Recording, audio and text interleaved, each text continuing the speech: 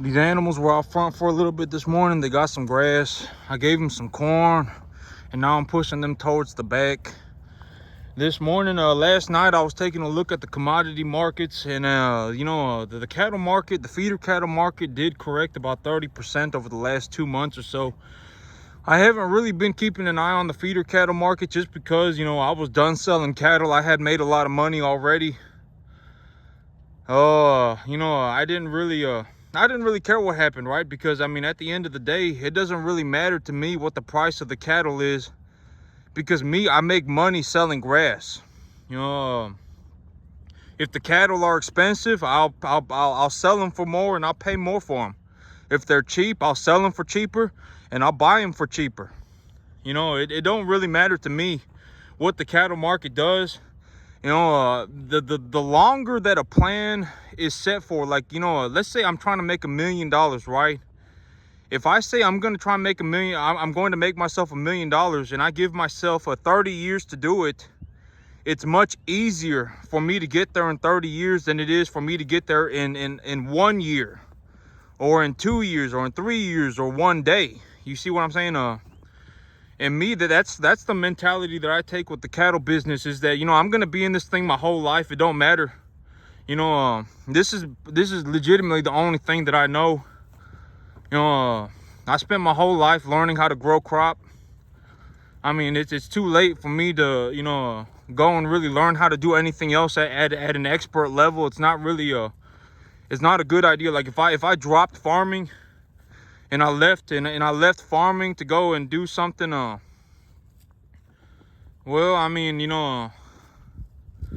it's too late for me, right? This is about all I know how to do. And so, and I ain't saying that like, oh my God, woe is me, pity party. I'm just saying, why would I leave farming at this point in my life? I went through so much to get here. I'm not going to, I'm not going to stop farming, right? I'm not, and I make a lot of money. And so, it doesn't really matter to me what the commodity markets do. The cattle price could go up, the cattle price could go down. It don't really matter to me. Because at the end of the day, it just is what it is. If they're more expensive, I'll sell them for more expensive, and I'll buy them for more expensive. And if it's cheaper, if the cattle market is lower, I'll sell them for less, but I'll also buy them for less. So it doesn't really matter to me. I make my money on grass. The grass that I grow is what makes me the money. And so, yep, these animals are still kind of just, fiddle farting around on the first half of the field, and I'm trying to get them to go into the back. But they always get to about this spot, and then they just go, they just walk around here grazing. But I'm trying to push them to the back. And also, one of the big things about the cattle is that if I think that, I'm in a position where I think I'm gonna make less money per pound, I can still add more weight to the animals. Because right now, the cattle feed is not the issue, right? I have practically an unlimited supply of cattle feed.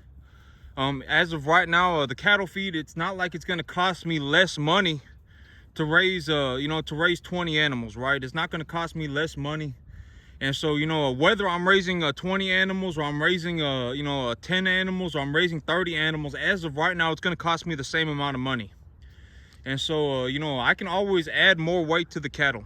And so if I think that I'm going to get less per pound because of the feeder cattle, the commodity markets are kind of all falling apart at the same time. But it kind of makes sense because, it's kind of a blow off top, right? There was a lot of things that pushed the commodity markets up very high. The corn market was the same way. And originally I anticipated that the feeder cattle market was going to settle somewhere around $2, or excuse me, 200.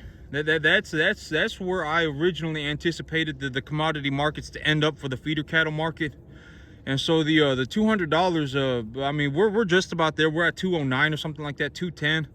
And so I think that the market's gonna hover around $2, 200, give or take, somewhere around there. But I don't really care, it don't matter to me. And that's also why I set my investment plan. The reason that I set my investment plan to invest in cattle every 2 weeks is that it lets me go in and out of the cattle market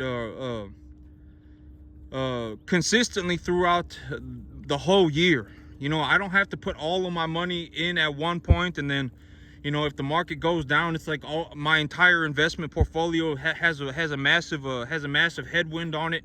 It's not like you know, and so yep, I mean you know, that's also one of the big driving factors for why I look to invest in cattle every 2 weeks. Every single 2 weeks, I'm gonna bring in more cattle, and at a certain point, I'll also be selling cattle every 2 weeks, because that's how the things work out. I bring them in and I sell them. I bring them in and then I sell them, and so that's what's gonna keep me going on. That's what's going to you know, that's how I end up making my money, right? And so yep, it don't matter to me what the commodity markets are doing. I know that corn's a little bit cheaper right now too. I think corn is about a 5% cheaper than what I had bought it at. It's about a 2.5–5% cheaper, but it don't really matter, right? Because it's like, oh my God, you know, I paid $200 a ton for my corn, and you know, if I bought it right now instead, I could, you know, I could buy it for $195, right? It's not that big of a deal for me personally, because commodity corn, you know, I'm not like I don't consider myself a feed yard. I don't feed cattle. I'm not a cow-calf operation. I'm essentially a grass operation. The thing that I do that makes me money is that I grow some of the highest quality grass, and I feed it to the cattle, and the cattle harvest it for me, and then I sell the cattle to make my money. And so yep, you know, that's what I've been seeing in the commodity markets right now. And you know, I'm getting ready to take some cattle to market. And yep, like Big Boy right here, you know, it would have been, you know, he probably gonna hit the scale somewhere around 1,000 pounds. And so, you know, I really still want to be making about $1,500 an animal. And so if I think that I'm at risk of getting you know, I used to get about $230 a pound. You know, 2 months ago I was getting about $230 up to about $245 a pound. But if I think that I'm at risk of getting you know, $1.75, even at 1,000 pounds, I'll still get $1,800 for him, right? And so if I really think that I'm at risk of getting less per pound, I can just add more weight to the animal. I mean, it's that simple. It's not like some catastrophic thing that, oh my God, the feeder cattle market fell 25%. Oh my God, what am I gonna do? Oh man, you know, corn is 5% cheaper right now, and you know, it don't really matter to me. At the end of the day, the thing that makes me the money is growing extremely high quality grass. But this morning, I brought my little this AR-15 with me. But this AR-15 right here, if I can get my hand out the sling here, I'm running this one-handed. But this thing right here, it is on safe. It's on safe. You can see it right there. It's on safe, and there isn't anything in the chamber. I've made sure. And this you know, this gun right here, you know, this AR-15 back in the day, you know, I paid after everything, you know, I paid $325 for the gun, and then I paid about $100 in terms of the transfer fees and the shipping fees. And then I put this Crimson Trace CTS sight on it, and that sight cost me I got a smoking good deal on this thing. I got the sight for $90. The red dot sight, I got it for $90 after shipping and taxes. And so all in all, I paid like $600 for this gun right here. And you know, and this thing right here it's a Palmetto State. And right now, you know, I bought this gun a while back, a long time ago, and I've had it ever since. And you know, during COVID, when the gun prices were real high, I sold all my guns except for a select few. I kept my best gun, and then I kept the one gun that I wouldn't really, you know, because this gun right here, if something goes wrong on it, like let's say I need to change, let's say that the something is gone wrong and I need to change the upper, right?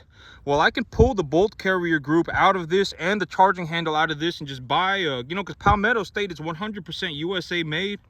And so I can buy a new upper assembly for like $150, $175, You know, usually I'll buy things when they're on sale. You know, I'll keep an eye on my stuff, and you know, and if I feel like I need to replace a part, I'll just, you know, I can. This is 100% made in USA, so the replacement parts, you know, I can buy readily at any time. You know, I can literally go on the internet right now. If I have 150 bucks, I can go and buy a, you know, buy a replacement part for this. And the thing about this, you know, and you know, it's got a little red dot on it, and I don't keep iron sights on my I don't know if y'all can see up in there. Yeah, but the setting is too low. I don't know if y'all can see. I don't even know if I got the thing on, but yeah, you see that little red dot in there? I don't have a riser on my sight, on my optic, and I don't keep an iron sight. I don't keep an iron sight. I don't use flip up iron sights on my rifles, just because, you know, if I really needed to, you know, this little circle right here could act as the back aperture, right? And so, you know, I don't you know, my eyes, you know, like the iron sight, if I were to just pick up my gun like this, even one-handed, if I just picked it up, I can actually put the gun straight up to my face and find the sight immediately. If it's a red dot, you know, I don't need to sit there fiddle farting around with the iron sights and wonder what I'm aiming at. You know, I zeroed this gun in with a particular ammo, and so you know, like this gun, I know that if I'm within 35 yards, and well, I mean, if I'm in 35 yards or something about this big, about the size of a quarter. And with this red dot, I can hit that quarter within 35 yards. I can hit it repeatedly. And so the cattle are off grazing the grass, and so, you know, but this, you know, this little gun, you know, if anything goes wrong with it, it's only going to cost me like $100 to fix it. In terms of and it's 100% made in the USA, and so if I need any replacement parts, they're all over the place. And you know, and it's got a nitride finish on it, and so if I carry it around outside, you know, if I wouldn't, you know, I've had a stainless steel barrel before, and stainless steel barrels, you know, they rust. I don't know why, but like if you walk around with them outside, that's from what I've seen. The stainless steel barrels, they'll rust. I don't know exactly why the stainless steel barrels rust, but the nitride finish. You see how this barrel's black? It's been blackened all over. Anywhere that you know, as long as the nitride finish is on it, it will not rust. And you just got to clean it every once in a while. You know, oil it and just wipe it down every once in a while, and this thing will just, it will not rust. And so, but like the moving parts, where like when I fire the weapon, when any of the moving parts that scrape, if it scrapes the nitride finish off, that is where the gun will rust. And so you want to make sure you get a little bit extra oil on those spots, and then, you know, make sure you keep the weapon clean on that. But other than that, you know, something like this, it's not going to rust, you know. And if it does, and then I feel like I need to replace a part on it, I can replace them immediately. And you know, and I really like the red dot. And because, you know, the iron sight, the thing about the iron sight is that if I'm gonna sit, or you know, if I'm really going to try and, you know, aim an iron sight, I gotta sit there and I gotta aim like 5 different things, right? I gotta put the back 2 up, and then I gotta level the front post with the back 2, and then I gotta keep that like that while I'm pulling the trigger, and it's way too much going on. You know, I'm like sitting there, my eyes are going from the left to the right, up, down, trying to make sure that the posts are level, and then I'm looking past the I'm looking past the sights to make sure that the thing that I'm aiming at is still, you know, is still just there, not moving, right? And if they're moving left and right, and you know, and if especially if it's a small target, like if I'm trying to hit something from 100 yards away, chances are I'm not, and I'm standing here in a field like this, just standing here trying to shoot this thing, it's, you know, not going to be able to hit it. Not going to be able to hit it. I mean, unless you're like some like a freaking like a special forces like a type, like ranger type person. Well, you know, because it's going to be so hard to hit the thing. I mean, most people cannot even hit a human-sized target at 100 yards with an iron sight. You know, most, I would,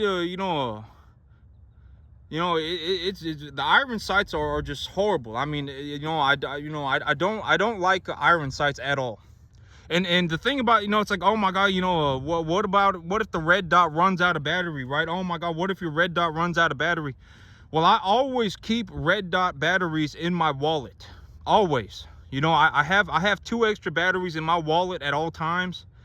And the thing is, the iron sights, if it gets too dark, you can't see them anyway. I mean, if it's like even remotely dark, you can't see the iron sights. And so, I mean, it's the same thing. Oh my God, what if it's dark outside? Can't see the iron sights anyway.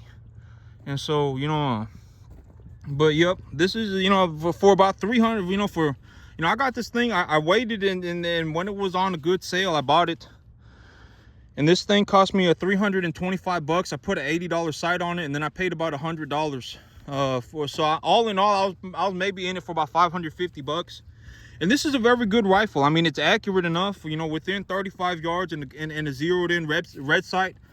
And I zeroed this red sight in with this red dot sight with a 223 Browning Remington ammo. And so, if I were gonna change the ammo in my magazine, I would need to re-zero it. But realistically, this thing, and with this sight, I could probably hit something the size of a grapefruit at 100 yards. But granted, I wouldn't be able to hit it repeatedly because I'm not that good. I probably need a better sight. My eyes are not that phenomenal. And so, yeah, but but when COVID happened, I took all of my guns. At one point I had like 10 different guns. I had a whole bunch of AKs. I had a whole bunch of AK-47s, and I took them to the local gun shop, and I consigned them and I sold them. And I only kept my very, very, very best firearm. And I kept the one that if something was wrong with it, I could immediately fix it, or I could get a warranty claim on it, and 100% made in the USA. And I only kept a handful of guns. I probably had over a dozen. And so, yep, it's my little carry around gun, because like, I'm not really worried. If I carry this thing around, like when I'm outside, if I carry it around and something on it rusts, it's like if I wanted to buy a new bolt carrier group for this firearm, it cost me $50. If I wanted to buy a completely new upper assembly, it cost me like $150. It's not that big of a deal. So if anything goes wrong with it, I can just replace it, right? Or I can even file a warranty claim on it. And so I don't mind carrying it outside, and it's not a big deal. And the 223 round, the 5.56 round, it's like shooting a double barrel 22 LR. Like if I shot two 222 bullets at the same time, that's about what it feels like. It's very, very, very low recoil. But the thing about this gun is that it is a gas machine. I mean, this thing, it's like, it's very, the gas in it is the gas system is pretty extreme. It's over gassed. And so, like when I fire the weapon, it's like kapow, and it sends the case flying. I mean, it sends that sucker flying. Probably I don't even know how far, but it sends it flying. And so this thing is kind of over gassed. But I mean, I don't really, it's not that big of a deal, right? Oh my God, I need a new buffer tube or whatever. It's not that big of a deal. I mean, I could literally replace this whole gun for $400, like $450. And so even, it's whatever to me. I don't mind carrying it around, because like my Armalite rifle, the Armalite rifle that I ordered, if I was gonna get a new part for that rifle, it would cost me, like $1,000, and it'd take forever, right? I mean, and I'm probably not gonna be able to find replacement parts for it. I mean, it's not an ideal situation. And so my Armalite rifle, something like that, I mean, if I, that Armalite rifle, the only reason that I would really pull that out of the case to shoot it is if I was going to work on my trigger pull, right? Because, and also that's also one good thing about the red dot is because, a lot of people, when they're aiming down an iron sight, they don't actually know what they're aiming at. And most people, they can't even hit something the size of a human being at 100 yards. Can't even, I mean, they will miss every single shot. And so, that's the one good thing about the red dot is that you know exactly what you're aiming at. And when because there's a lot that happens when you start trying to pull the trigger. A lot of people, when they start trying to pull the trigger on a gun, they are, they may think that that they're gonna do something cool, but deep down they are freaking scared. They're horrified of the gun. They're like, oh my God, this thing, I'm gonna pull the trigger as fast as I can, because when I pull that trigger, the gun's gonna explode in my hands, right? The thing's gonna go, go bang. It's gonna explode in my hands. The round's gonna go flying, and I'm practically gonna piss my pants, right? And so a lot of people, when they start putting tension on that trigger, when they start pulling tension on that trigger, they deep down they are scared. They are scared, and they are going to miss. And so, like if I was gonna work on my trigger pull, it would be, you got to pull that trigger back as slow as you can, and you got to keep that sight on the target. You have to keep that sight on the target, because, if you start putting pressure on that trigger, and in between that time where you're putting pressure on the trigger and the round's actually going off, your barrel may have gone 1/10 of a centimeter to the left or to the right, and you will have completely missed your target. I mean, completely missed. And and so if I were gonna work on my trigger pull, I would do it on that Armalite rifle, because it's got a 4-pound trigger. It's got a Timney trigger in it, and it's got a nice muzzle brake in it. It's got a tunable muzzle brake, and it's got it's got a heavy stainless steel barrel on it. And so it'd be a very, very good rifle to practice my trigger pulls on. And and if I were just gonna walk around outside with a rifle and just keep something like on me, because every once in a while, there'll be dogs out here and stuff, and wild animals, and it's just nice to not have to worry about that stuff. And so if I really wanted to carry something around, I'd carry around this. I mean, it works just fine. I also have an AK-47 from this company. It works just fine. And so, but back in the day, the AK-47 from this company, they also used to sell that for $450. And so, nowadays they're like $1,000. And so, yeah, if anything, I would just carry this around. And with the war going on with Russia, right when the war started, I bought a couple thousand rounds of the 7.62 and I got it for dirt cheap, and I held on to it. And now the 7.62 39 ammo is super expensive. And so realistically, I would just carry this around, and because it's everything that I said. It's just so easy to replace the parts. 100% USA made. It's accurate enough. I know how the gun functions, and so I'm good to go on this. And and I have the gun zeroed in for the particular ammo that I'm shooting out of it, and I know what I can hit. And so I would just carry this. And so, yep. But I mean, it's a nice little thing. I mean, it hasn't failed me yet, and it's accurate. So yeah. But I mean, that's the thing about these guns, is that especially if you're shooting something that is alive and it's moving, it's it's real difficult. I mean, you don't just want like a one-shot thing, because if something is moving around, a lot can happen in between that time when I'm pulling the trigger and the round goes off, right? A lot can happen. They can move ever so slightly, and and now you've hit the thing, like in the shoulder, and instead of the chest, you've hit it in the shoulder, right? I mean, something that's walking around on 4 legs like a deer. You know, if it was walking around on 4 legs like a deer and you were aiming for its chest cavity and you slightly missed because the animal moved, it's not that you missed, but you know, you had your sights on the target and you were pulling the trigger, but right before you got that trigger off, the deer just moved ever so slightly, and instead of you know, hitting it in the chest, you know, you hit it in the shoulder, and you know, the deer, you know, just fell over and it's still alive. And you know, you don't want the I mean that's kind of graphic, but yeah.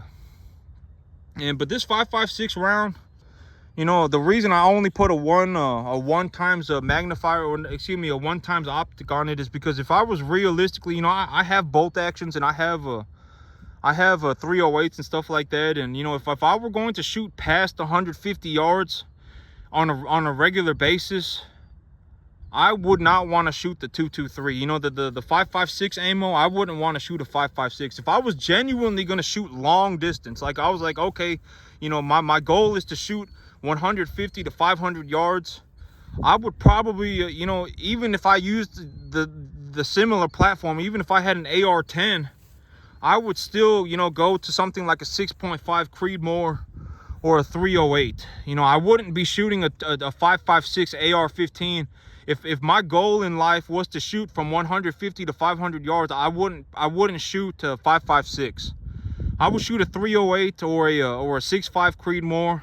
And if I was gonna shoot past 500 yards, I would get something like a bolt action. Realistically, you could probably use the same ammo. You could use the 6.5 Creedmoor or the 308, but you'd probably want a bolt action.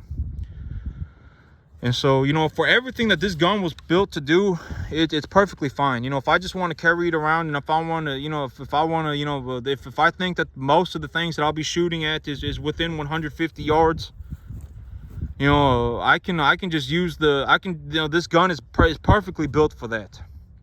And if I want to shoot something at, you know, if I think that I want to shoot 150 yards or so, 150 to 200 yards, I can use my Armalite. I can pull the Armalite out of the case, and I can practice the 150 to 200 with that. And maybe on something like that, I'd put like a low power variable optic, or straight up a 5 times, or even a magnifier, or like a 3 times or something like that. Maybe I'd put it on that. But something like this, there's really not any reason for me to put a low power variable optic or like a magnified optic on this, because I'm not going to be shooting this thing at 150 yards. I mean, it's not built to do that. You know, this thing, you know, if I wanted to shoot something reliably, and if I just wanted to carry something around on my field, it's very, very, very nice for that. I mean, it's got a heavy gas system on it. The parts are easily replaceable. It's accurate enough. I mean, it's not a it's a very, very, very nice rifle for that. And so, yep, that's it for me today, YouTube. Y'all have a good one.